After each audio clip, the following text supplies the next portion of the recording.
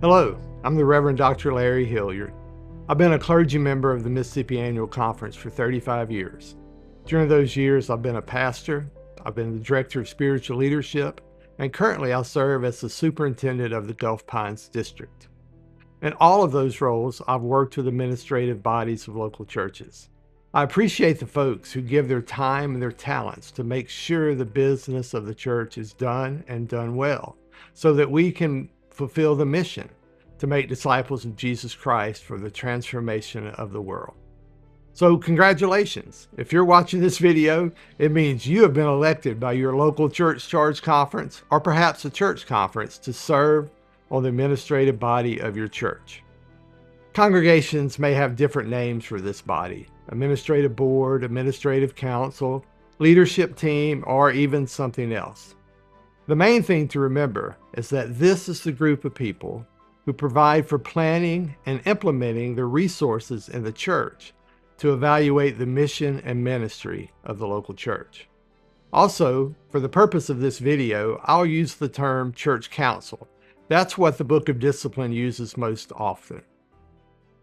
So the responsibilities of the administrative council: selecting members to lead is an important biblical model. When we look in Scripture, we see Jesus selecting the disciples replacing Judas, and even the way the Apostle Paul set up churches with people to lead them. Placing certain people for a certain time in places of leadership is important, but it's also holy work. In paragraph 252 of the 2020-2024 Book of Discipline, you'll find the purpose and responsibilities of the church council. Some of the key responsibilities are: give attention to the mission and ministry of the local church. This can include educational ministry, worship, membership care, and stewardship. You're also responsible for the outreach and witness of the church. How is the church making a difference in the life of the community in which it is planted? One way to evaluate a church if it's making a difference in the community is to ask the question: if we close tomorrow, would the community notice? Or what would the community miss most without us? We're also responsible on the Administrative Council for leadership development. This is a role often ignored. We act as if everyone is ready spiritually to be in a leadership role.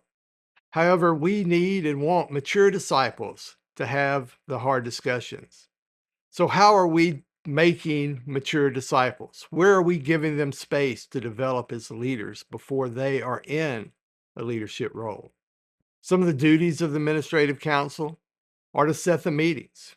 The Book of Discipline says the council shall meet quarterly. Notice the word shall. When a church is running smoothly, it is tempting to not meet. However, that may be exactly the time you desperately need to meet. If you think about any organization on a bell curve, when it begins to fail is exactly when it has reached its pinnacle. Not paying attention to the details, thinking that what was successful in the past will be successful in the future, ignoring the changing world around them. These are all recipes for disaster. I have worked with congregations to try and help them see that they began to lose members and money and momentum at a time when they thought the church was the strongest. It's a big wake-up call.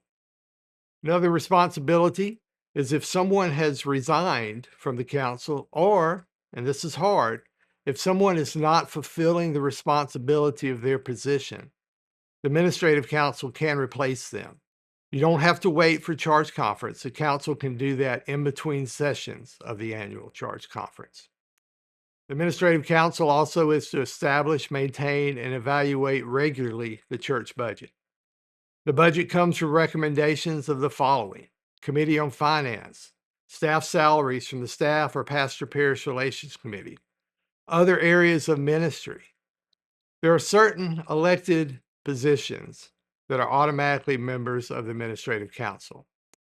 Of course, the chairperson, the lay leader, the treasurer, the lay member at annual conference, president of the United Methodist Men or United Women of Faith, young adult and youth representatives. And then also the chairpersons or representatives of the Staff Parish Relations Committee, Finance Committee, trustees, and the pastor.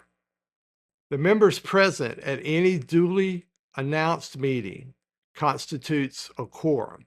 And so you can always take a vote that is binding when the meeting has been announced and prepared for. So what does all this mean, and how do we make it work? Remember, we're United Methodists, and when we follow the Book of Discipline, we're using a method that has been tried and proven effective by many congregations.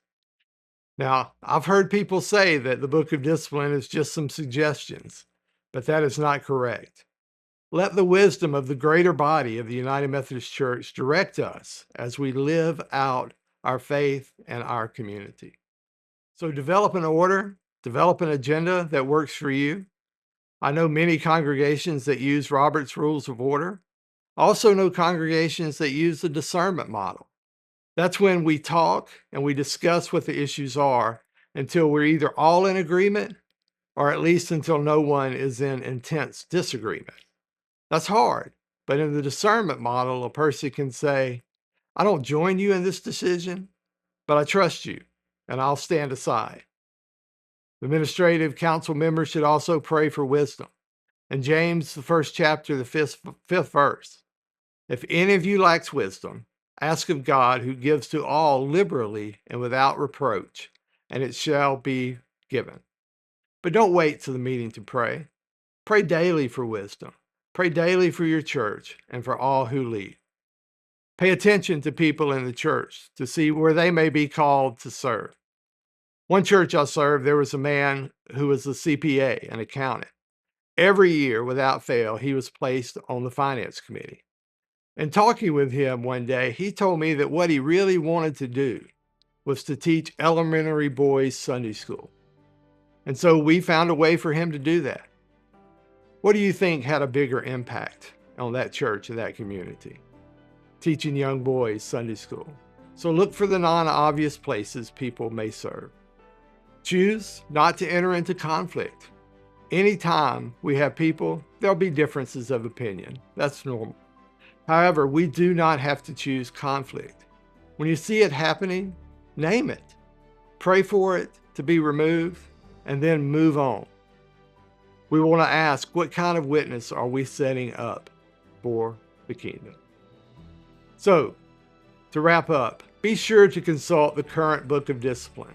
Things change. You can purchase one at cokesbury.com, or you can even download a Book of Discipline online. In the past, people have even found free copies to download. At every council meeting, do a 5-minute learning. Just take time to be reminded of the responsibilities we have. We should also evaluate how the administrative council is doing. Are we achieving our responsibilities and duties? If there are any questions or concerns, or if you need some interpretation about the Book of Discipline, have your pastor contact their district superintendent. He or she is the immediate interpreter of the Book of Discipline for you. Make every meeting be a spiritual experience. This happens through prayer, devotion, and most of all, holy conversation. Thank you for giving your time to watch this video. I hope you found it helpful. Please discuss this and use it as you will. But if nothing else, remember, God has placed you in this position because God believes you can serve and serve well. So do it all for the glory of God. Thank you.